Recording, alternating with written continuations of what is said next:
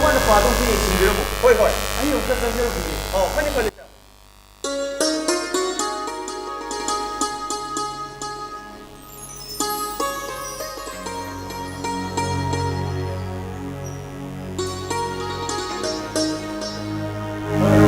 ꯃꯁꯤꯕꯨ ꯃꯤ ꯂꯩꯕꯤꯕ꯭ꯔꯣ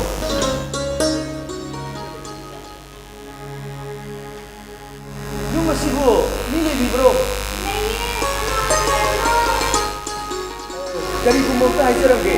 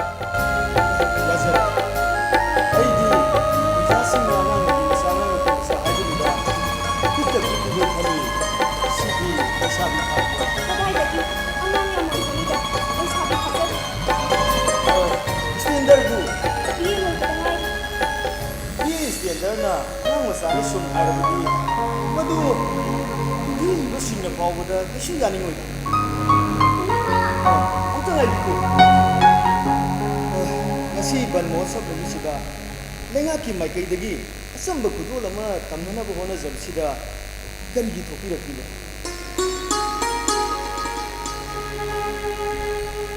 ꯅꯣꯡꯃ ꯑꯩꯅ ꯌꯨꯝꯗ ꯍꯜꯂꯛꯄꯗ ꯂꯩꯀꯥꯏ ꯃꯤꯌꯥꯝꯅ ꯁꯣꯁꯤꯌꯦꯜ ꯁꯔꯚꯤꯁ ꯇꯧꯕꯗ ꯎ ꯄꯥꯝꯕꯤ ꯃꯆꯥ ꯀꯌꯥ ꯑꯃ ꯌꯥꯟꯊꯠꯄꯤꯔꯝꯃꯤ ꯈꯣꯟꯖꯦꯜ ꯊꯣꯛꯄ ꯑꯣꯏꯔꯝꯂꯕꯗꯤ ꯁꯤꯡꯉꯝꯗꯅ ꯁꯤꯔꯒ ꯎ ꯄꯥꯝꯕꯤꯁꯤꯡ ꯑꯗꯨꯒꯤ ꯃꯤꯀꯞ ꯃꯤꯔꯥꯎ ꯊꯣꯛꯇꯅ ꯈꯨꯡꯒꯪ ꯑꯁꯤ ꯄꯨꯝꯅꯤꯡ ꯅꯤꯜꯂꯝꯒꯅꯤ ꯃꯤꯑꯣꯏꯕꯃꯛ ꯑꯣꯏꯔꯝꯂꯕꯗꯤ ꯀꯛꯊꯠꯄꯤꯔꯕ ꯎꯄꯥꯜꯁꯤꯡ ꯑꯗꯨ ꯔꯤꯂꯤꯐ ꯀꯦꯝꯞꯇ ꯊꯝꯕꯤꯔꯝꯒꯅꯤ ꯑꯗꯨꯕꯨ ꯃꯈꯣꯏꯗꯤ ꯃꯤꯑꯣꯏꯕꯒꯤ ꯅꯠꯇꯕꯅꯤꯅ ꯔꯤꯂꯤꯐ ꯀꯦꯝꯞꯇ ꯊꯝꯕꯤꯔꯝꯗꯦ ꯀꯛꯊꯠꯈ꯭ꯔꯕ ꯎꯄꯥꯜꯁꯤꯡ ꯑꯗꯨ ꯎꯔꯒ ꯑꯩ ꯅꯨꯃꯤꯠꯇꯨꯗ ꯌꯥꯝꯅ ꯀꯞꯈꯤ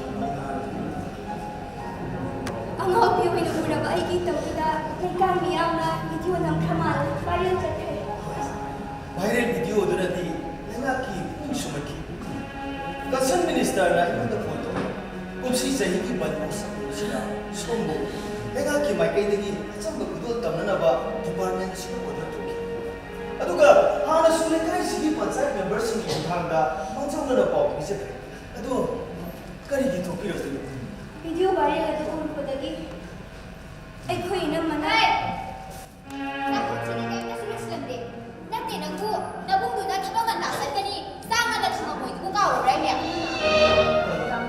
ꯁꯣꯝꯅ ꯀꯅꯥ ꯑꯣꯏꯕꯤꯔꯕ ꯑꯩꯈꯣꯏ ꯏꯅꯝꯃꯅ ꯏꯁ 이붕어는 까나 ꯑꯩ ꯂꯥꯏꯖꯒꯤ ꯃꯃꯥꯟ 이마이마 강남하는 맛에 염치가 부실하거든요 거랑 ꯁꯨꯝꯗꯧꯕꯅꯤ ꯂꯩꯀꯥꯏꯒꯤ ꯀꯝꯃꯨꯅꯤꯇꯤ ꯍꯣꯜ ꯑꯁꯤꯗ ꯁꯤꯟꯖꯔꯤꯕ ꯄ꯭ꯔꯣꯒ꯭ꯔꯥꯝ ꯑꯁꯤꯗ ꯂꯥꯏꯖꯕꯨ ꯃꯅꯥ ꯃꯁꯥ ꯑꯃꯇꯪ 하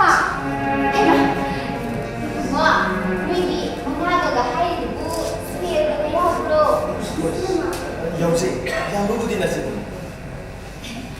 뭐 스페어가 야브로냐 소이대는 더하게 더하게 ꯌꯥꯝ ꯅꯨꯡꯉꯥꯏꯖꯔꯦ ꯑꯩ ꯃꯤꯡꯒꯧꯁꯤ ꯏꯆꯦ ꯍꯦꯛꯇ ꯀꯧꯖꯩ ꯏꯆꯦ ꯂꯥꯏꯖꯕꯨ ꯁꯣꯏꯗꯅ ꯊꯣꯛꯍꯟꯕꯤꯔꯝꯃꯨ 더하게 ꯐꯔꯦ ꯑꯗꯨꯗꯤ ꯏꯆꯦ ꯑꯩ ꯑꯃꯨꯛ ꯆꯠꯆꯔꯨꯒꯦ 여기로 해보고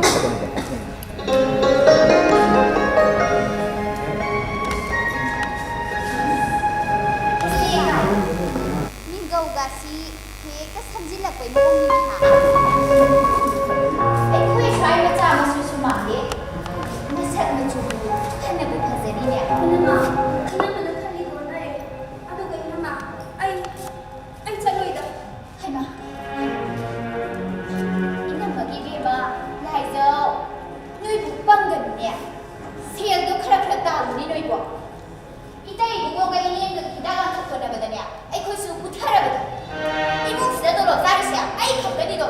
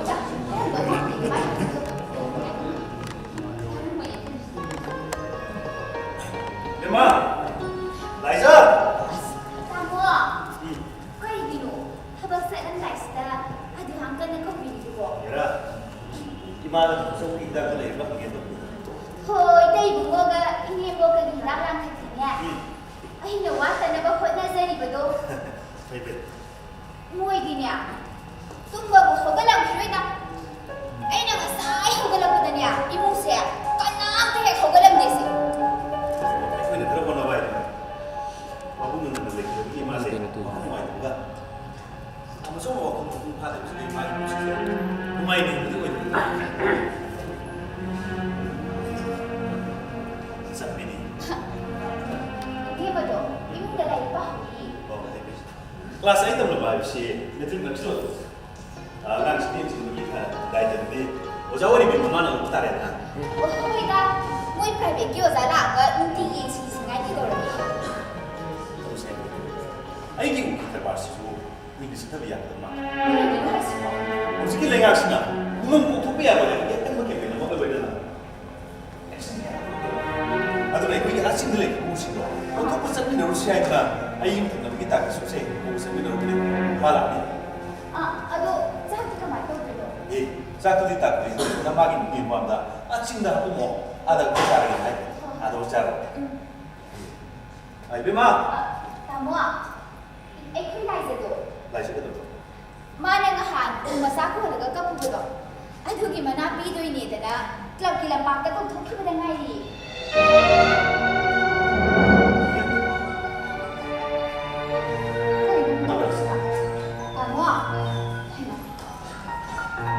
Tamu ai ni ta ki so ma thola ge na he ma ngai pa ni ai se lai ko oi ye sa pi ko ulo ko kan hai do no ma ko bi ro kanam ta he sin na bi ru se ibu ma ni lai do amana ne ukila amana ne police officer ra kanam ta he ki bi de se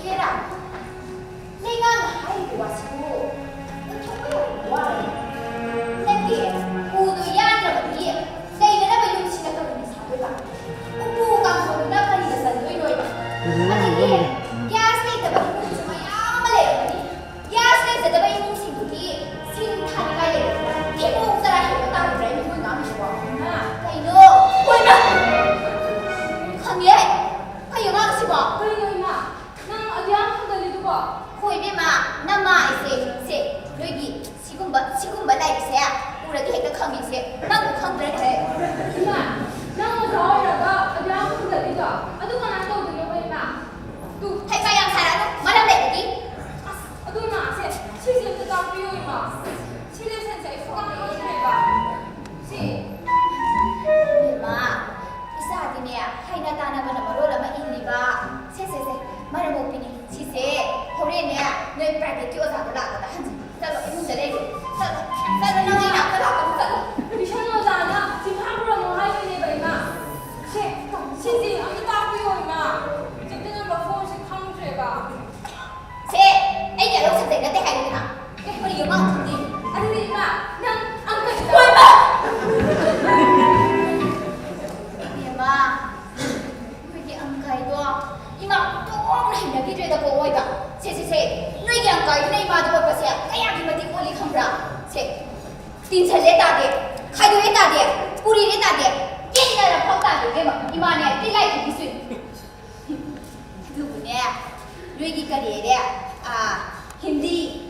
hindi ye ba sa de ko hindi hai roi ma noi gi hindi de le be ma ma ni ne lai de as loi ha adu ka ne kariya noi gi ama lai ba ni ne ilisa ka ko ilisa du di ne ma ilisa du di ne ilisa hai du di na ma hai di ne mai ye ko khang de loi ha ma se hoi be ma loi de se na ma se get jare ki ota ima graduate ha ba na te ba graduate ha yo ba ima na ko hai ya ye ne ke se do ngang ba si da ima kesen ha yo ba kesen ha yo ba ima na ko hai ima ne ka bua ai na ki na ai na dum ni ne khali ne ba kai sa ki ma si ba bua ba ba ni ka de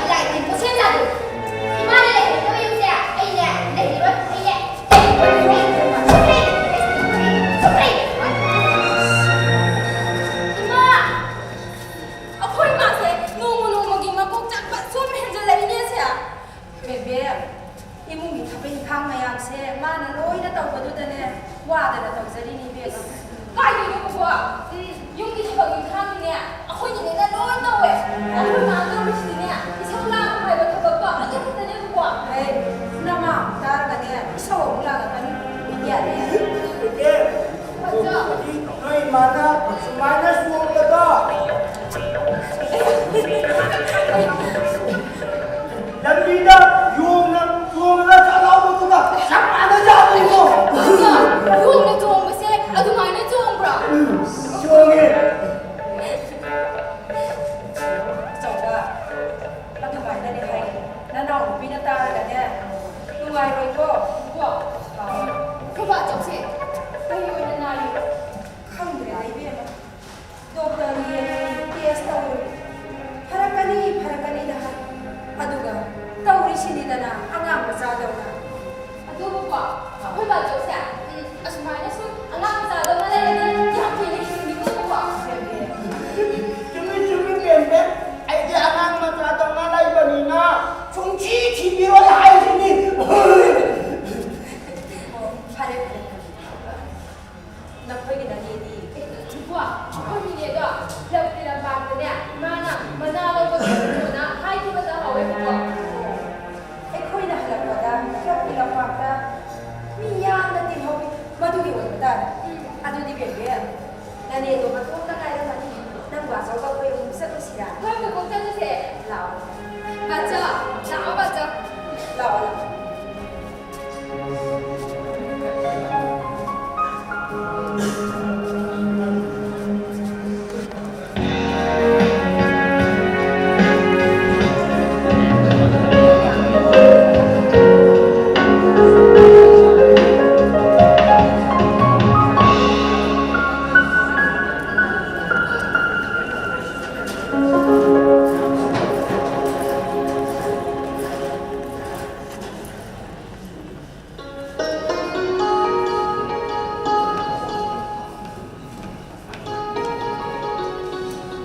ꯏꯟꯕꯤꯔꯤꯕ ꯄꯨꯝꯅꯃꯛꯄꯨ ꯑꯃꯨꯛꯀ ꯍꯟꯅ ꯈꯨꯔꯨꯝꯖꯔꯤ ꯍꯧꯖꯤꯛꯇꯤ ꯄꯥꯡꯊꯣꯛꯆꯔꯤꯕ ꯊꯧꯔꯝ ꯑꯁꯤꯒꯤ ꯈ꯭ꯋꯥꯏꯗꯒꯤ ꯃꯔꯨꯑꯣꯏꯕ ꯇꯥꯡꯀꯛ ꯑꯗꯨ ꯌꯧꯔꯦ ꯗꯤꯄꯥꯔꯠꯃꯦꯟꯅ ꯃꯅꯥ ꯂꯧꯊꯣꯛꯄꯒꯤ ꯊꯧꯔꯝ ꯑꯗꯨꯅꯤ ꯀꯧꯁꯤꯟꯖꯒꯦ ꯆꯕꯨꯡꯕꯝ ꯂꯥꯏ ꯆꯤꯆꯅꯨ ꯄꯨꯛꯅꯤꯡꯒꯤ ꯋꯥꯔꯣꯜ ꯈꯔ ꯊꯝꯕꯤꯅꯕꯒꯤꯗꯃꯛ ꯀꯧꯁꯤꯟꯖꯔꯤ ꯆꯕꯨꯡꯕꯝ ꯂꯥꯏ ꯆꯤꯆꯅꯨ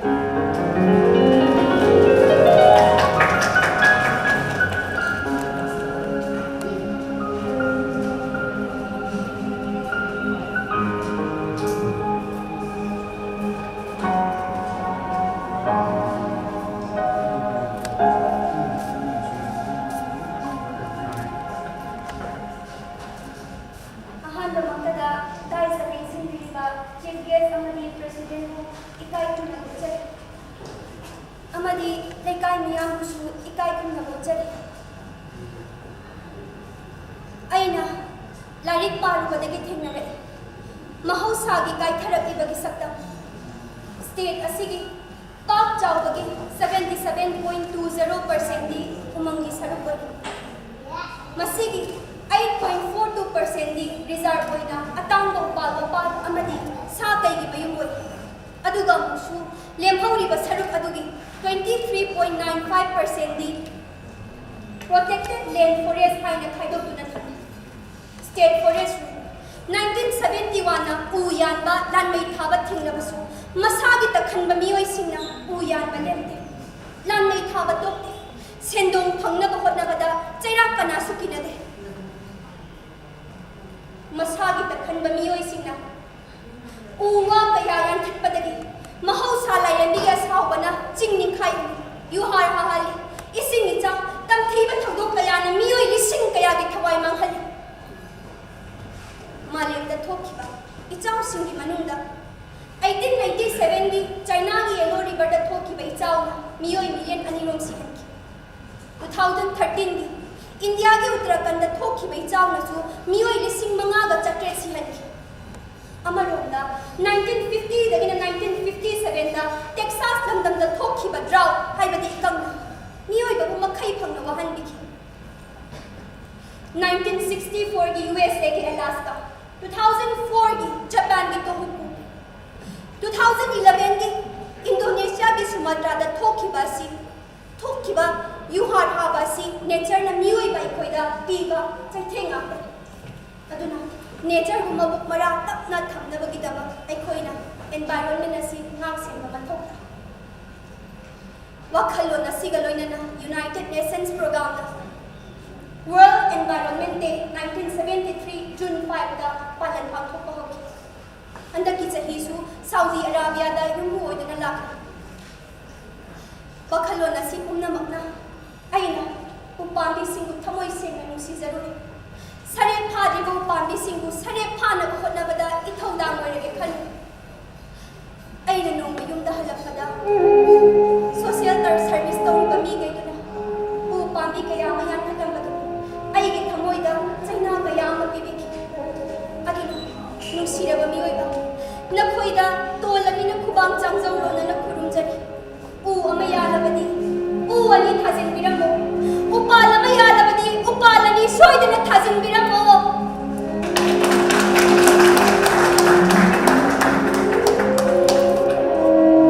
असी दिनबीबा मियाम पुनमक लाइसिकी वाफम असी डॉक्यूमेंट बेस्ड नैरेटिव मसी अखोई पुनमकना एप्रिशिएट तौफुमथु नसिदी मालेमि आई नसागी खल काइथरपुना मरम ओइरगा मिओइबा अखोइदा मपाल नाइद्रबा वाबसिंग पीरनि नसी पांथोकलिबा बन महोत्सव की थौरम असी इंडियाना 1950 की जुलाई की अहम सयोलदा हौदोकलिदुना नसी फाउबा लिसान सिन्ना लेप्तना सथदला मतुंगदसु सथगिबनि नसीदी लाइसिगी मफमदगी ममल यामना मफम मयाम अमा थमिगनि अदु अखोइना उमंग कनबाइबसी डिपार्टमेंट खतरना मसी अखोइ पुनमकना होनद्रबदि अखोइगी थवाई ओइरिबा लाइसिसी अखोइना सही अमदा नोंगना इरिबा इसिंगी चांग असी मिलीलीटर 1,400 मसी भारत पुंबगी इसिंग फंगगी चांग इसिंगी अदुबु इसिंग फाजिनबिनबा उपाल लेतबना मरम ओइरगा नोंग सुबा हेक लोइखिबगा इसिंग सोइदुनखि उमंग बुलारोल पोट ओथोगिबसे अखोइ पुन्ना थिंहौद्रबदि अखोइगी इसिंग थक्पा फंगो लौ उदना साबो फंगो लुपादो सेचे ओइरकनि सनादो नुंदुम मोनखिनि मिओइबा गुनाइ मुखि नसिदि मौसा सत्तमगिदमक वाजरबि लाइजबु आइगी लनाइ तोलोबतगी लुपा 10,000 गा लोइना डिपार्टमेंट असिना मौसा लाइरेंगि हाइबा मिथोलगो इजरे हाइरिबा मना असि नसिगी थोरम मसिगी चीफ गेस्ट सवदि प्रेसिडेंट की परफॉर्म लांग इलेक्शन बिरिबि मेदाम मनिना कुसुम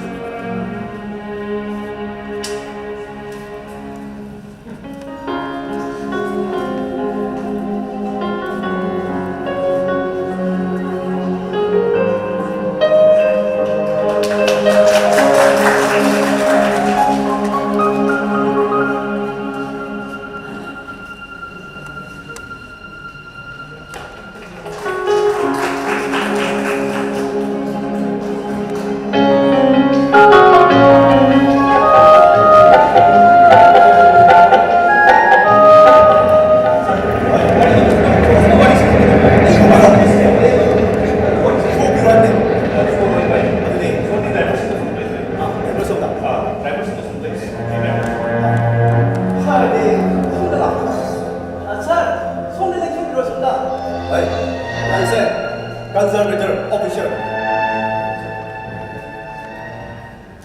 Wali ko musing sige, sunod ko. Oy, musing na sige. Ay kung hinang na, sunod wakal tayo sige. Ikan thuli ba, isang thuli ba, present tari ba, den tari ba, sai ko thuli ba sige. Ay kung hindi ba na kung pagpapadagi mo nila kanya sige. Nakakang nakakang sinabi mo kayo. Kagising na sa ikari ba, Malayalam siya nami bahay ba waay siya. Say ko na pinag nonglay nung siya kasi nga, akiba pang nakita siya. Anyway, kasi ako yung Malayalam si kalam drabadi. Hayang tunda, ay ko yung isa ay susing na, naibiyada mo ito mamahay mo. Ito TV siya naman. Sure, sir. Logo yung iba tabag, sabsana po, konto. Sel, sangga, sakmay, yeng. Nang ginataw, tamoy siya. सब सारे पढ़ो हाँ जी sir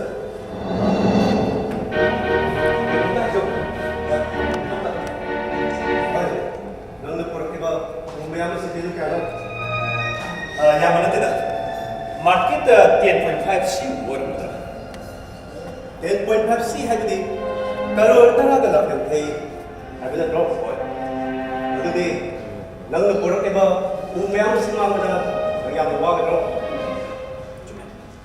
우리가 지금 망하는데 해주는 거 너는 가로를 칼라 마음으로 와그래 너도 와그래 여기 락비아니 힘 탑도 번다보디 와그래 마이샤 강봉한다보디 떡시시게 너무 뭐야 너 저랑 짜증나 이거 야마 시 혹시 그런 분에 나 기분도 그러네 아이고 얘기했어 그리고 아이가 우리 신판만 시고 필마다가 우리한테 이렇게 아무리 살아야 것이고 그리고 50에서 90가 그렇게 오르게 아무리 맹기 EMI 기분 없는구나 불안 지키는 거야 프랑스 순차도 근데 내 퍼스페이스 게요 합쳐는 게 정말 수익이 버스 데스까 어이 나는 상도 보는 양이 보이노 장례기보다도 어리사는데 아이게 믿기 먹은 거 그거 많이 없어 그리고 일단 그만 아마 되게 없구나 사회는 살살하는 우도 미나 거입니다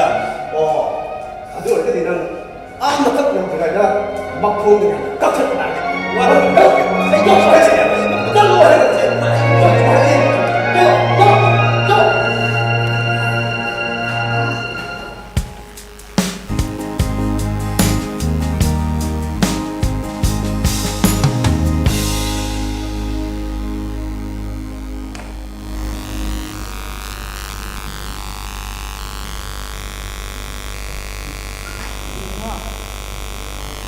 ꯆꯥꯕ ꯊꯕꯛ ꯆꯠꯄ ꯊꯦꯡꯂꯕꯣ? ꯆꯠꯂꯗꯕꯅꯤ. 이마ꯁꯨ 호스피탈 ꯆꯠꯄ ꯊꯦꯡꯂꯕꯅꯤ. ꯑꯗꯨꯕꯨ ꯉꯁꯤꯗꯤ ꯊꯦꯡꯂꯕꯁꯨ ꯊꯦꯡꯅ 이자가ꯋꯥꯔꯤ 사나ꯗꯕ 야지 하지만 이마는 ꯉꯁꯥꯏ 이자가 나요. 이마, ꯀꯔꯤꯅꯤ? ꯑꯩꯁꯦ ꯁꯨꯃꯥꯏꯅ ꯇꯧꯕꯅꯤ. ꯎ ꯂꯂꯣꯟꯕ ꯈꯨꯄꯨ ꯑꯃ ꯐꯥꯕꯒꯤ ꯀꯦꯁ. ꯑꯗꯨꯒ ꯎ ꯊꯥꯒꯗꯕꯒꯤ ꯄ꯭ꯔꯣꯒ꯭ꯔꯥꯝ ꯈꯔꯁꯨ ꯂꯩꯕ. ꯐꯩ 이자가 ꯇꯧꯔꯤꯕ ꯊꯕꯛ ꯃꯌꯥꯝꯗꯣ ꯌꯥꯝ ꯐꯩ. ꯀꯅꯥꯒꯤ ꯇꯤꯚꯤꯗ ꯔꯦꯗꯤꯑꯣꯗ ꯄꯥꯎꯁꯦꯗ ꯏꯃꯥꯅ ꯂꯣꯏꯅ ꯇꯥꯏ ꯂꯣꯏꯅ ꯎꯏ 이자ꯅ ꯎꯃꯪ ꯀꯟꯅꯅꯕꯅꯤ ꯍꯥꯏꯗꯅ ꯎ ꯄꯥꯝꯕꯤ ꯀꯌꯥ ꯑꯃꯗꯤ ꯊꯥꯏ ꯏꯕꯨꯡꯉꯣ ꯍꯣꯏ ꯑꯗꯨꯕꯨ 이뭉ꯁꯤ ꯀꯟꯅꯅꯕ ꯃꯧ ꯄꯥꯝꯕꯤ ꯑꯃꯈꯛꯇꯪ ꯊꯥꯕꯗꯤ ꯅꯪ ꯉꯝꯗꯦꯅꯦ ꯍꯥ ꯃꯧ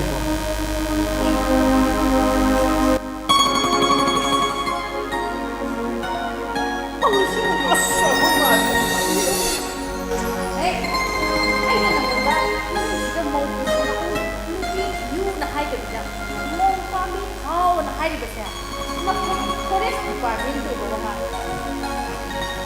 ꯃꯁꯤ ꯅꯪꯅ ꯇꯝꯂꯤꯕ IFS ꯍꯥꯏꯕꯗꯤ ꯏꯟꯗꯤꯌꯥꯟ ꯐꯣꯔꯦꯁꯠ ꯁꯥꯔꯚꯤꯁꯀꯤ ꯆꯦꯞꯇꯔꯗ ꯌꯥꯎꯕ ꯍꯥꯏꯒꯗꯧꯔꯤꯕ꯭ꯔꯣ ꯌꯥꯎꯕ ꯍꯥꯏꯒꯗꯧꯔꯤꯕ꯭ꯔꯥꯕ 이마, ꯁꯨꯝꯗꯨꯝ ꯋꯥꯔꯤ ꯁꯤꯖꯤꯟꯅꯗ꯭ꯔꯕꯁꯨ ꯀꯃꯥꯏꯅ ꯆꯥꯒꯗꯅꯤ? ꯆꯝꯅ ꯁꯨꯝ ꯉꯥꯡꯅꯁꯤꯒꯦꯗꯧ.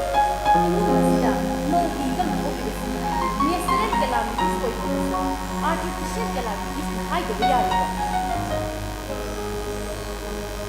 이마, ꯑꯩ ꯊꯦꯡꯉꯦ. ꯑꯩ ꯆꯠꯂꯒꯦ 이마. ꯉꯥꯏꯈꯣ ꯃꯧꯒꯤ ꯃꯇꯥꯡꯁꯤ ꯄꯜꯂꯛꯂꯕꯗꯤ ꯏꯆꯥꯗꯤ ꯍꯩꯅꯔꯝꯃꯔꯣꯏ ꯅꯁꯥ ꯄꯨꯝꯕꯗꯣ ꯍꯥꯀꯠꯆꯔꯝꯃꯅꯤꯕ ꯌꯦꯡꯉꯣꯏ ꯃꯁꯦ 이몽 ꯑꯁꯤꯒꯤ ꯈ꯭ꯋꯥꯏꯗꯒꯤ ꯃꯔꯨꯑꯣꯏꯕ ꯏꯁꯨꯅꯤ 이몽ꯒꯤ 이슈 ꯃꯁꯛ ꯈꯪꯗꯅ ꯂꯩꯕꯥꯛꯀꯤ 이슈 ꯃꯁꯛ ꯀꯔꯝꯅ ꯈꯪꯒꯗꯧꯔꯤꯅꯣ 이마ꯁꯨ ꯋꯥꯈꯜ ꯃꯨꯟꯅꯕ ꯇꯥꯕ. 이씨 ꯋꯥꯐꯝ ꯑꯁꯤ ꯃꯤꯄꯨꯝ ꯈꯨꯗꯤꯡꯃꯛꯅ ꯄꯨꯟꯅ ꯈꯪꯃꯤꯟꯅꯕ ꯃꯊꯧ ꯇꯥꯏ. ꯀꯔꯤ ꯃꯊꯧ ꯇꯥꯔꯤꯕ ꯍꯥꯏꯕꯗꯤ ꯃꯌꯥꯏ ꯀꯥꯕ ꯆꯤꯟꯖꯥꯛ ꯂꯂꯣꯟꯕꯁꯤꯡꯅ ꯃꯌꯥꯏ ꯀꯥꯕ ꯆꯤꯟꯖꯥꯛ ꯊꯥꯅꯅꯕꯒꯤꯗꯃꯛꯇ ꯀꯣꯛꯊꯣꯛꯂꯤꯕ ꯎꯃꯪꯁꯦ ꯂꯝ ꯑꯦꯀꯔ 14,300ꯒ ꯆꯍꯨꯝꯒ 13 ꯁꯨꯔꯕꯅꯤ. ꯑꯣ 이붕어 ꯑꯗꯨꯗꯤꯅꯦ 이자ꯅ ꯍꯣꯔꯦꯟ ꯅꯪꯒꯤ 미팅ꯗ ꯉꯥꯡꯅꯕ ꯍꯦꯛ ꯊꯝꯃꯣ ꯑꯩꯅ ꯍꯥꯏꯔꯤꯁꯤꯅꯅꯦ ꯇꯨꯡꯒꯤ ꯃꯤꯔꯣꯜ ꯂꯩꯍꯧꯅꯕꯅꯤ ꯍꯥꯏꯕꯁꯨꯅꯦ 이자ꯒꯤ ꯀꯣꯛꯇ ꯍꯥꯞꯆꯤꯜꯂꯨ ꯉꯥꯏꯈꯣꯅꯦ ꯅꯈꯣꯏꯅ ꯉꯁꯤ ꯊꯥꯔꯤꯕ ꯎꯄꯥꯜ ꯋꯥꯄꯥꯜꯁꯤꯡ ꯑꯁꯤꯕꯨ ꯇꯨꯡꯒꯤ ꯃꯤꯔꯣꯜꯒꯤꯗꯃꯛꯇ ꯅꯠꯇ꯭ꯔꯣ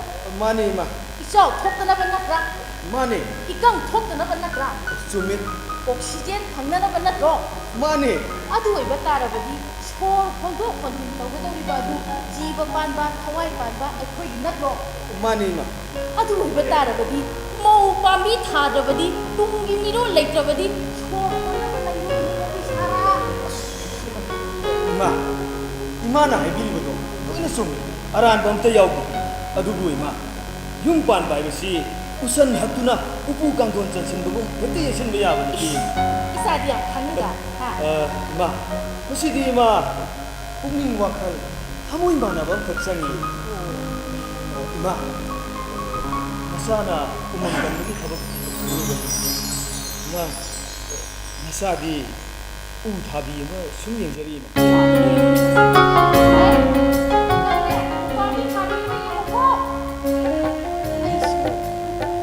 ꯃꯅꯦꯝ ꯅꯤꯡꯒꯗꯕ ꯏꯃꯧ ꯑꯃ ꯌꯦꯡꯖꯔꯤ ꯍꯧꯖꯤꯛꯀꯤ ꯃꯇꯝꯁꯤꯗꯕꯨ ꯃꯃꯥ ꯃꯄꯥꯅ ꯃꯆꯥꯅꯨꯄꯥꯒꯤꯗꯃꯛꯇ ꯃꯃꯧ ꯊꯤꯕ ꯆꯠꯅꯗꯕ꯭ꯔꯥ ꯆꯠꯂꯒꯦ ꯆꯠꯂꯁꯅꯨ ꯆꯠꯂꯔꯣꯏꯗꯁꯨ ꯑꯩꯗꯤ ꯏꯆꯥꯅꯨꯄꯥꯒꯤꯗꯃꯛꯇ ꯏꯃꯧ ꯑꯃ ꯀꯣꯏꯖꯔꯤ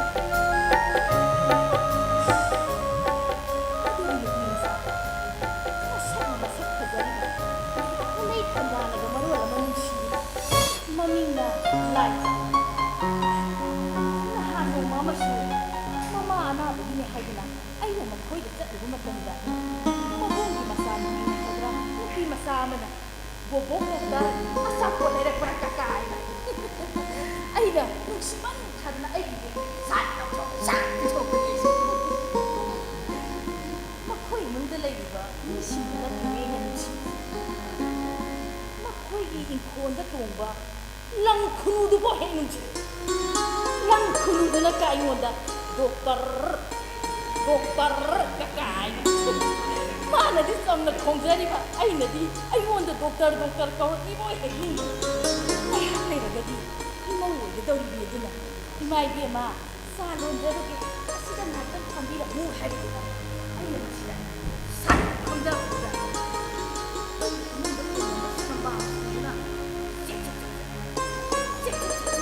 ꯍꯥꯏꯔꯛꯄꯗꯨꯗ ꯑꯩꯗꯤ ꯆꯥꯅ ꯑꯣꯏꯅ ꯀꯣꯏꯅꯤꯡꯗꯅ ꯂꯧꯒꯦ ꯇꯧꯔꯨꯕꯅꯤ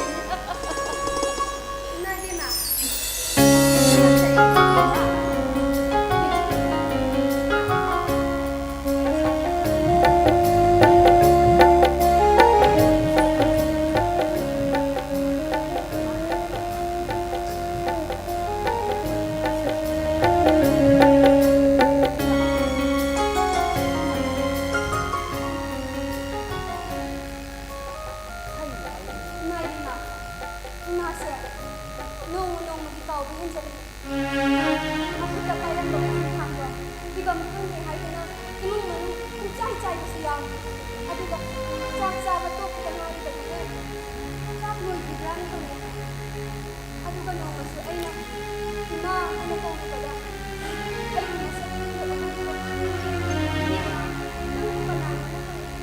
아두가 그림부터 가는 masih aku ini loda Alzheimer ada kisah segini karibat terkalut iman dalam tu nak tidur iman ni nak tidur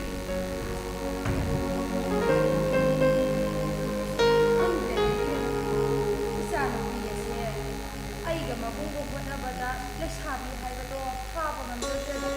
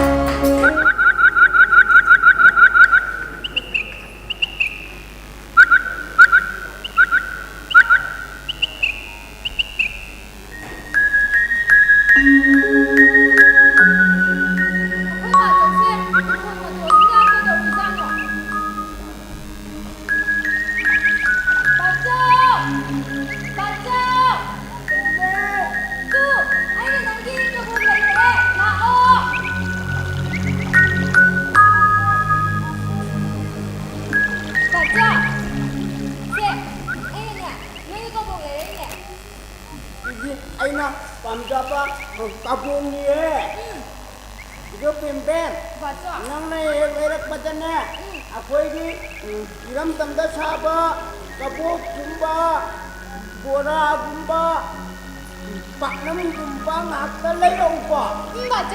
아도 맞아. 아이들네 컴브라. 맞아. 너 하이브덕이네. 나식다 한 맞아. 아포 수자드레. 쪽쪽 수자드레. 모모 수자드레. 맞아. 모모두니 애기 짜파디 라이레드나 마삭 구구바다 뚜바사예 맞아. 아도 컴브라. 모모다. 아고 나한테 양 짜이버. 아유에니 왜 이만한 짝삐리도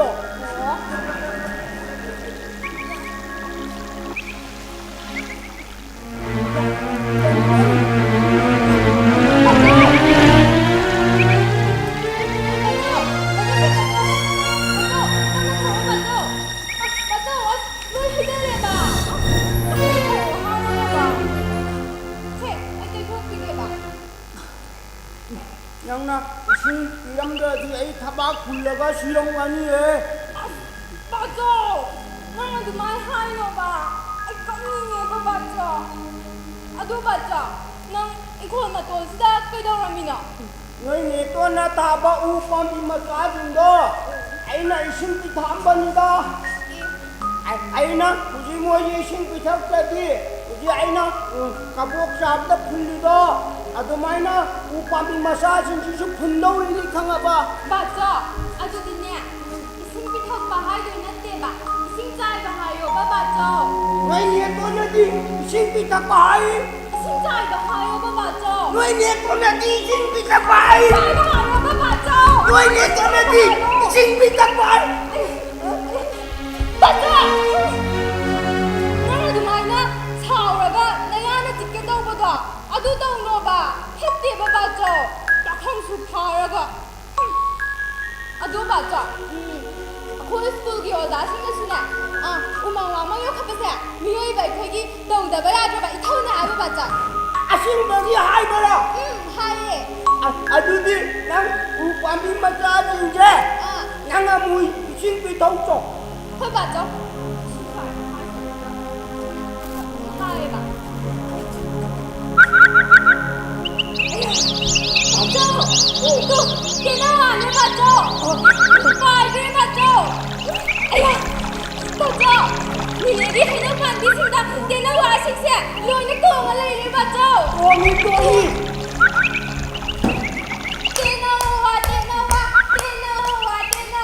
네 얘기 해놓고 안 된다.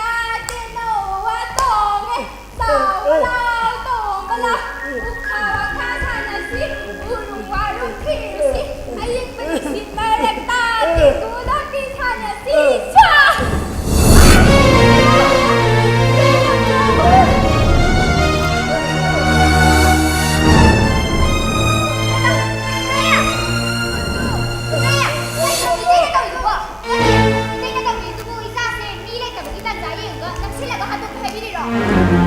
때문에 많이 사느란 말이에 빨리 사나봐.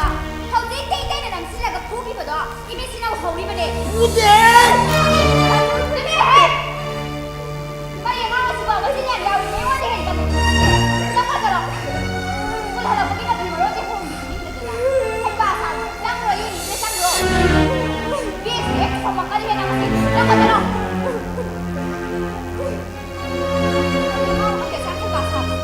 Nhưng mà cái đâu mà giàu kìa.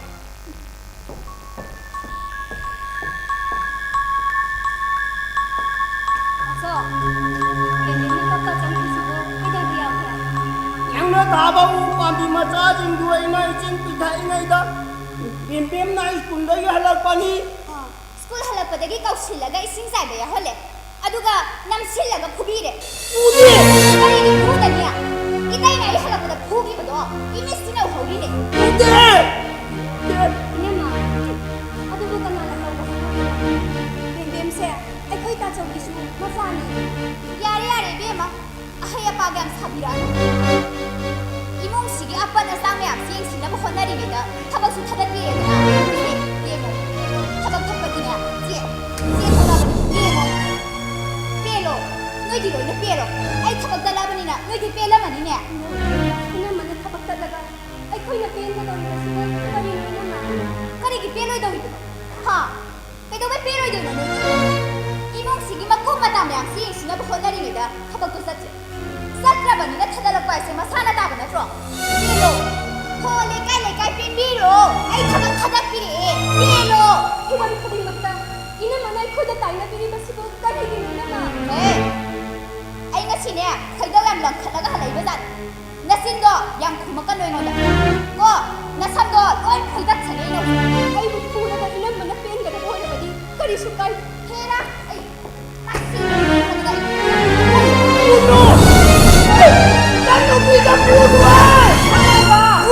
비네 삼려봐야 돼, 삼려봐야 돼, 저거.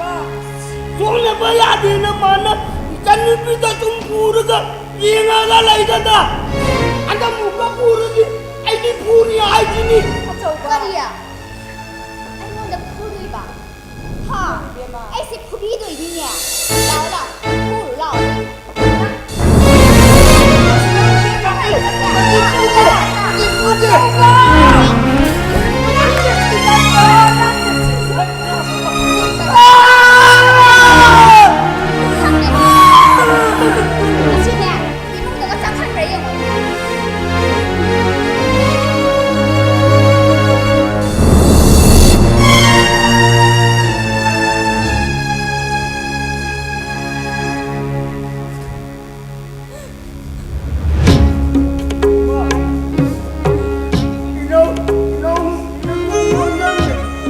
Aku ikan main tu dulu ma.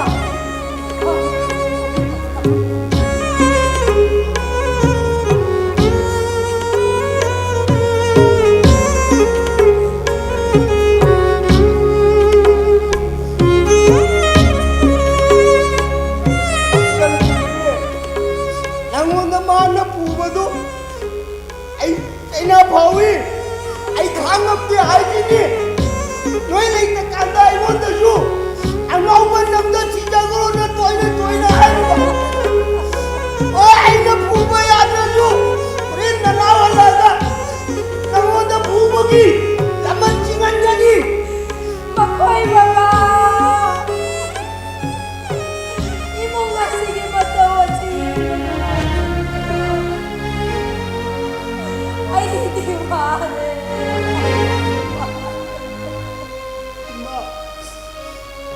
Angau ban na sai. Lai ba sinang yang wala ba. At sa upa. Angau ban na sai lai jadi nang waba parat rai ma. Ma. Ai siguro rai ma.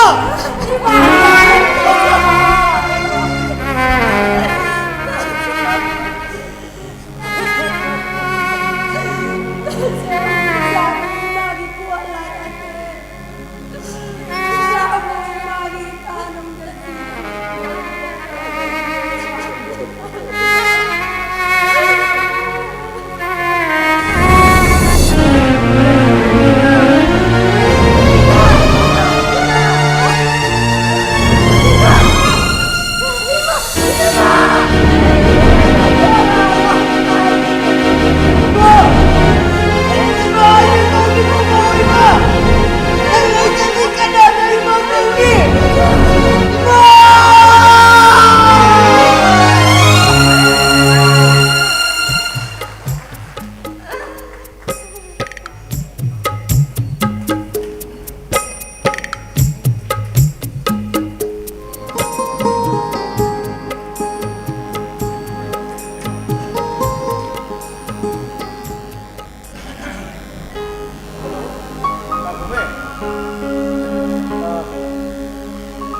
Kami kesu lo solo. Kamu kan nama tu dah udah lawan gue yang nesu, yang nasi apa sih ni? Masih lo gue usia ini, kamu dah gue tahu. Oi, lo gue tabak sama panggung saya tahu ni. Aduh, tak kome. Mak masadi environment tu yang nusi jauh misal. Aduh dah, mak ini punya sel paningan berdagi, panggung berdagi sel, ada yang boleh. Aduh. Sina kung bahay ba misal ito, okay ka na, alam ko na may mo. At ako may, ay nga haibadi, ay ko di, may activities, लाइजगी मगुंग अतोंबो ओइरम हाय अदु ताकुमे जसना पिरक सीमा ताकुमेद सिनकिबदो मधु सना तोंबगी मसादम ते योहनबिको को फरे फरे अदु आई थमो चाखो तौरिसे अइने इमोसे अइना पामजरे हाइदन हंदक किसिमदी हाइदन मंगोन कागे न खलको मतम सिदा Mamadi सीरिसु कुइद्रीबा सिदा लाक्र ममा मतारो फमनिबा अइने हिदा लाक्र पया मपीरिबा हिदा लाक्र पीरगा अइने कैसु तोय अल्जाइमर नि न हाइदन गाई अदुगा बोम तुरगा सिहारिसु को हंगा ब्राबि नंबो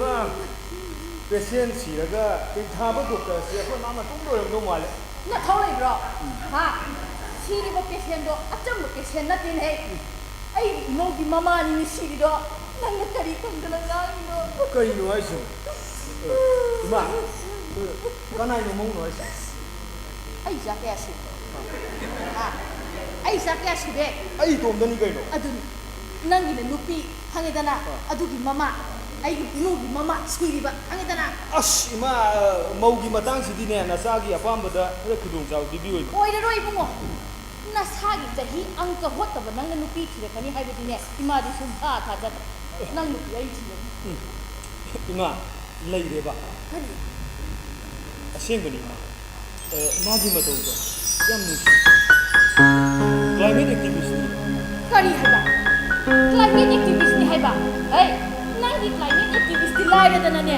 तोरो चाउन साउन साबी कनागी डॉक्टर इंजीनियर माना अत्ता पांदिन है हई मोमेना लागगा कनागी लुखा चगुम मसा पुना मइना नोय ना पुनगा सखिदोरी बनी है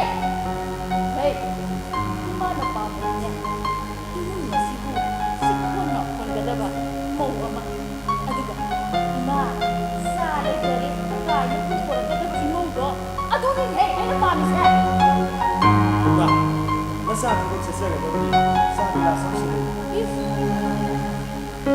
नंगना लो मसादो नतिने एना पामदे इमोगना लो मसादो अदु थके हाइबा अइना हाइबो नति सिदि कनाना हाइबा सिदि इमागी ममु हेने खलिबो माकुना सुमाय हाइनि हाइदि वानि नीमा कनादो नि असेंगनी अइना यूम सिदि इमागी ममु हेने खलिबो माकुगी नुक्सिबगी युपंग देबि थवाइगी ममल मसक खंगी ममा मका मबुंग मका सी कासी गाई माले मसिबु उठन को पा थवाइ पान सिंगी नमक तकुम लगी मौसा लाइरे वा अदु दिना पांजे बनि हम्पि कुदा पंगांग गांजे बनि कइनो अइना सेबा थास इमाना सु सोइदर नुक्सिबी गे दम माकुगी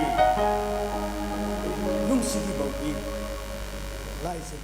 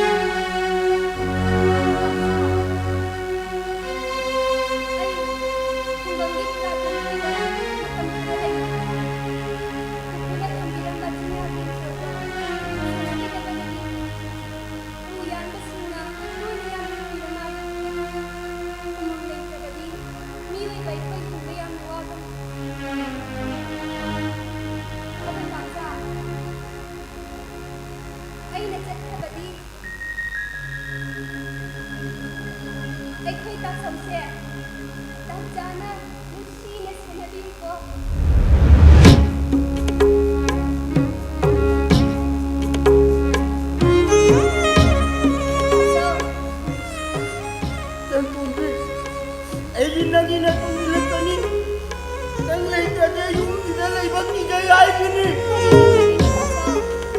ꯌꯨꯝꯁꯦ ꯄꯥꯝꯖꯅꯕ ꯅꯤꯡꯅꯔꯅꯤ ꯏꯃꯥ ꯄꯥꯕꯨꯡ ꯂꯩꯈꯤꯗ꯭ꯔꯕ ꯇꯨꯡꯗ ꯅꯤꯉꯣꯜ ꯑꯣꯏꯕꯤ ꯑꯩꯈꯣꯏꯒꯤꯗꯤ ꯈꯣꯡꯐꯝ ꯑꯃ ꯐꯥꯎꯕ ꯂꯩꯖꯗꯦ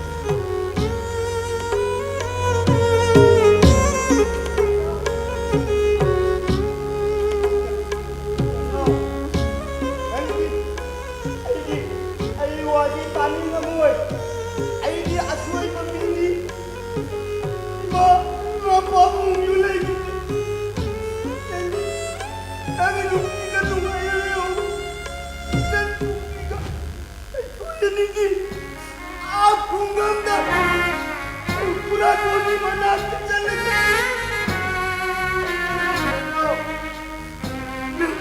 ꯅꯪꯒꯤ ꯃꯗꯤ ꯀꯥꯎꯒꯅꯨ ꯅꯪꯅ ꯅꯪꯒꯤ ꯅꯨꯄꯤꯒꯤ ꯄꯥꯝꯕꯒꯨꯝꯕꯒꯨꯝ ꯄꯥꯕꯨꯡ ꯑꯩ ꯑꯃ ꯂꯩꯔꯤꯉꯩꯗ ꯅꯨꯄꯤꯒꯤ ꯃꯇꯨ ꯂꯥꯛꯄ ꯐꯔꯔꯣꯏ ꯑꯩ ꯆꯟꯗꯣꯝꯕꯤꯒꯤ ꯀꯝꯕꯜꯅꯤ ꯀꯝꯕꯜ